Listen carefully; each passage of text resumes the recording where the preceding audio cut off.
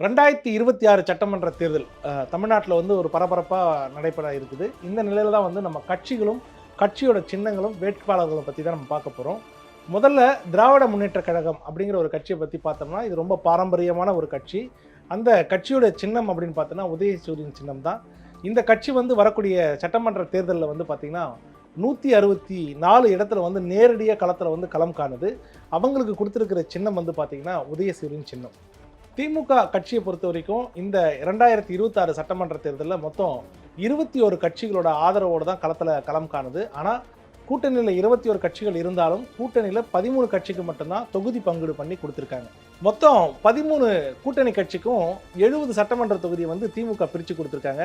First வந்து காங்கிரஸ்க்கு வந்து 28 சட்டமன்ற தொகுதியும், ரெண்டாவது வந்து பார்த்தீங்கன்னா தேமுதிகன்ற கட்சி, அதாங்க விஜயகாந்தோட கட்சி இருக்கு இல்லைங்களா, அவரோட கட்சிக்கு ஒரு 10 சட்டமன்ற தொகுதியும், அதுக்கப்புறம் விடுதலை சிறுத்தை கட்சிக்கு வந்து ஒரு 8 சட்டமன்ற தொகுதியும், அதுக்கடுத்தது கம்யூனிஸ்ட் கட்சி 2 கம்யூனிஸ்ட் இருக்கு இல்லைங்களா, அவங்களுக்கு தலா 5 சட்டமன்ற தொகுதியும் ஒதுக்கி கொடுத்துருக்காங்க.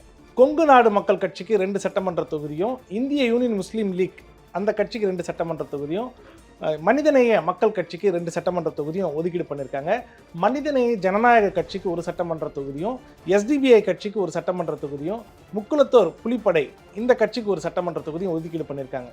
தமிழர் தேசம் கட்சிக்கு 1 தொகுதியை ஒதுக்கீடு பண்ணியிருக்காங்க. இந்த மாதிரி 13 கட்சிக்கு 70 சட்டமன்ற தொகுதிகளை திமுக பிரித்து கொடுத்துருக்கு. இந்த 70 சட்டமன்ற தொகுதிகள் பிரித்து கொடுத்திருந்தாலும் இதில் காங்கிரஸ் அப்படின்னு பார்த்தீங்கன்னா 28, இதில் வந்து 28 தொகுதியிலும் காங்கிரஸ் வந்து தன்னோட கை சின்னம் தேசிய கட்சின்றதுனால கை சின்னத்தில் போட்டிடுறாங்க. ரெண்டாவதாக வந்து தேசிய முற்போக்கு திராவிட முன்னேற்ற கழகம் இவங்க அவங்களுடைய முரசு சின்னத்தில் போட்டிடுறாங்க. மூணாவதாக விடுதலை சிறுத்தை கட்சிகள் அவங்களுக்கு வந்து 8 தொகுதி கொடுத்துருக்காங்க இல்லைங்களா, அவங்க வந்து பானை சின்னத்தில் போட்டிடுறாங்க. பானை சின்னத்தில் போட்டியிடக்கூடிய தொகுதியிலெல்லாம் பார்த்தீங்கன்னா விடுதலை சிறுத்தைகள் வந்து தன்னோட பானை சின்னத்தை தான் நிற்பாட்டும். அந்த தொகுதியில் வந்து திமுக தொண்டர்களும் இருப்பாங்க. திமுக வந்து உதயசூரியன் இல்லை அப்படின்னு சொல்லிட்டு மறந்தும் இருந்துக்கூடாதுன்றதுனால தான் மறுபடியும் சொல்கிறாங்க அவங்களுக்கு ஒதுக்கப்பட்டிருக்கக்கூடிய சின்னம் பானை சின்னம். ஸோ திமுகவுக்கு ஓட்டு போடணும்னு நினைக்கிறவங்களும் சரி, விடுதலை சிறுத்தைக்கு ஓட்டு போடணும்னு நினைக்கிறவங்களும் சரி, அந்த பானை சின்னத்துக்கு வந்து பட்டன் அழுத்தினா மட்டும்தான் அவங்களுக்கு தேர்தலில் வந்து வாக்குப்பதிவு நடைபெறும். மார்க்சிஸ்ட் கம்யூனிஸ்ட்டுக்கும் இந்திய கம்யூனிஸ்ட்டுக்கும் 5 தொகுதி கொடுத்துருக்காங்க. இவங்களும் தேசிய கட்சிங்கிறதுனால அவங்களுடைய சொந்த சின்னத்திலேயே நிற்கிறதுக்கு உண்டான வாய்ப்பு கொடுத்துருக்காங்க.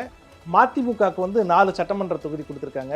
அந்த தொகுதியில் வந்து இவங்க பொம்மர சின்னத்தில் போட்டிடுவாங்களான்னு பார்த்தா வாய்ப்பே இல்லை. அவங்களுக்கு வந்து என்ன பண்ணியிருக்காங்கன்னா, நீங்கள் இந்த முறை உதயசூரியன் சின்னத்தில் தான் நிற்கணும் அப்படிங்கிறதுனால அந்த மதிமுக கட்சி வேட்பாளர்கள் நிற்கக்கூடிய அந்த 4 சட்டமன்ற தொகுதியிலும் பம்பரம் சின்னம் நிற்க முடியாது. உதயசூரியன் சின்னத்தில் நிற்குவாங்க. அவங்களுக்கு உண்டான வாக்கு அளித்தா மட்டும்தான் அந்த வேட்பாளர்கள் வெற்றி பெற முடியும். அதுக்கடுத்தது வந்து கொங்கு நாடு மக்கள் தேசிய கட்சி அப்படிங்கிற ஒரு கட்சிக்கு 2 தொகுதி கொடுத்துருந்தாங்க இல்லைங்களா, அவங்களுக்கும் அவங்களோட சின்னத்தை கொடுக்கல, உதயசூரியன் சின்னத்தை தான் கொடுத்துருக்காங்க. அதுக்கப்புறம் இந்திய ஜனநாயக கட்சின்னு ஒரு கட்சி இருக்குது, அந்த கட்சிக்கு கொடுக்கப்பட்ட தொகுதியும் வந்து ஒன்று தான், இருந்தாலும் அவங்களுக்கும் உதயசூரியன் சின்னம் தான். அதுக்கப்புறம் முக்குளத்தோர் புலிப்படை இவங்க யாருன்னா இந்த கருணாஸ் இருக்கார் இல்லையா, அவருக்கும் வந்து இந்த முறை உதயசூரியன் சின்னத்தில் தான் நிற்க சொல்லியிருக்காங்க. ஸோ இந்த மாதிரி கூட்டணியில் கொடுக்கப்பட்டிருக்கக்கூடிய சில தொகுதிகளில் வந்து உதயசூரியன் சின்னத்தில் தான் நிற்கணும் அப்படிங்கிற ஒரு அழுத்தம் கொடுத்துருக்காங்க. அவங்க எல்லாமே வந்து உதயசூரியன் தான் நிற்காங்க. இந்த முறையில் பார்த்தீங்கன்னா ஏற்கனவே நம்ம பார்த்தோம் உதயசூரியன் நேரடியாக களத்தில் வந்து 164 தொகுதியில் வந்து போட்டிடுறாங்கன்னாங்க.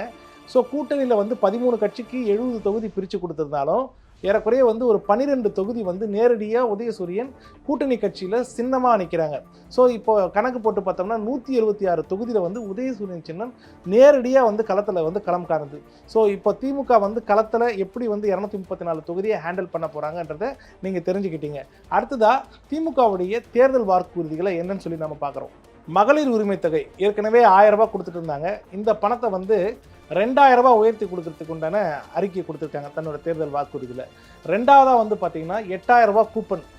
இந்த தேர்தலில் வந்து திமுக கூட்டணி ஜெயிச்சிடுச்சுன்னா இந்த 8000 ரூபாய் கூப்பனை கொடுத்து குடும்பத் தலைவர்கள் அவங்களுக்கு தேவையான பொருட்களை அந்த கடைகளில் வாங்கிக்கிறதுக்கு உண்டான ஒரு வாய்ப்பாக இருக்கும் அப்படிங்கிற ஒரு தேர்தல் வாக்குறுதியை கொடுத்துருக்காங்க. அதுக்கு அடுத்தது வந்து பார்த்திங்கன்னா இந்த ஸ்கூலில் படிக்கிறாங்க இல்லையா, காலை உணவு திட்டம் 1ஆம் கிளாஸ்லேருந்து 5ஆம் கிளாஸ் வரைக்கும் அவங்களுக்கு என்ன பண்ண போகிறாங்கன்னா 8ஆம் கிளாஸ் வரைக்கும் வந்து இருக்கக்கூடிய மாணவர்களுக்கு காலை உணவு திட்டத்தை வந்து உயர்த்தி கொடுக்கணும்னு சொல்லி திட்டமிட்டிருக்காங்க. அது மட்டும் இல்லாமல் அடுத்த 5 வருஷம் ஆட்சி புரிஞ்சுன்னா ஏறக்குறைய ஏழை எளியோர்களுக்கு வந்து ஒரு 10 லட்சம் கான்கிரீட் வீடை கட்டி கொடுக்குற வாக்குறுதியும் கொடுத்துருக்காங்க.